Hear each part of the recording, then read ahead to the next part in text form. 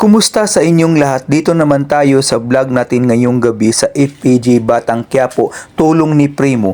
Unang-una sa lahat, ito ay teaser video lamang para ma-update sa Batang Quiapo. Huwag kalimutan i-follow at i-subscribe ang channel. Salamat po. Binigyan na ng warrant of arrest si Chief Espinas ito tungkol sa pag-imbestiga na Rigor at Mando dito tungkol sa correctional ito na pagpalabas ng tao. SI pumunta sa palengke at hindi ito mapakali dahil sa amoy ng damit na t-shirt ng asawa niya ay pambabae ito. Kaya ito hindi mapakali si Roda dahil sa nakawan ito ng pera. Kaya ito ay pumunta na sa kulungan sila Rigor at Mando. At dito ay sabi ng mga kasama ni Primo na meron silang pera pero hindi ito napagkinabangan. Kaya itong dalawa na to gusto nilang kuhanin si Tanggol ito. Pumunta na sila Rigor at Mando sa correctional ito kaya pagdakpin si Chief Espinas ito. Kaya itong mga tao na to ay nag-alala ito para kay Chief Espinas pero wala silang magawa dahil meron siyang warrant of arrest. Kaya dito ay napasukol na si Chief Espinas sa mga otoridad dahil dito ay na-aresto si Chief Espinas sa mga pulis ito para imbestigahan sa pangyayari ito. Kaya dito ay ugong na balita para sa loob ng mga preso na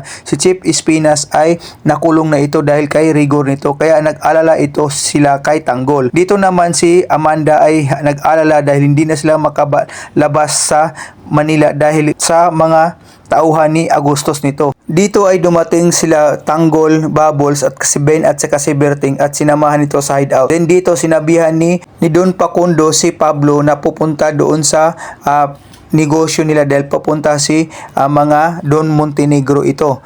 Kaya dito nagluto ng pagkain si matikman ito ni Catherine dahil nagsawa daw ito sa mga pagkain dito. Kaya yung ginawa ito ni Don Facundo, pumunta ka sa asawa niya at nagsabi na ayaw niya kay David dito para kay Catherine sa apo niya. Si Jesus ay tumawag kay Catherine at gusto ito makipagkita ito pero ito si Catherine sinabihan na busy ito. Kaya sabi ni sa sunod na lang. Dito ay sa kwentuhan sila at gusto magpatulong si Tanggol kay Supremo ito dahil sa pagkamatay ni Mokang. So abangan natin mga master ang susunod na kabanata bukas ng gabi sa FPJ Batang Quiapo.